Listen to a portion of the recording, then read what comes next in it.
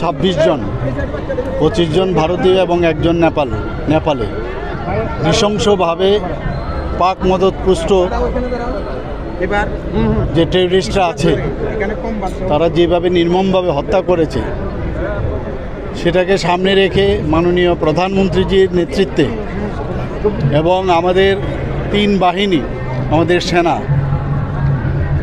যেভাবে পাকিস্তানকে আক্রমণ করেছে এবং টেররিস্টদের যে ঘাঁটিগুলো সেভাবে উড়িয়ে দিয়েছে, সেই জন্য আজকে আমাদের সলিডারিটি দেখার জন্য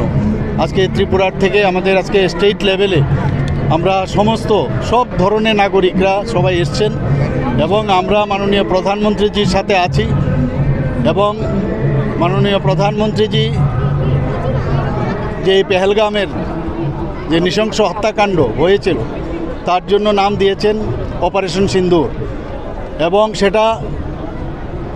যেরকম সাকসেস হওয়ার কথা তার থেকে আরও বেশি আমি বলবো যে সাকসেস হয়েছে। এর জন্য আমরা 3 সেনাবাহিনী এবং মাননীয় প্রধানমন্ত্রীজিকে আমরা ধন্যবাদ দেওয়ার জন্য আজকের এই র্যালি এবং আমরা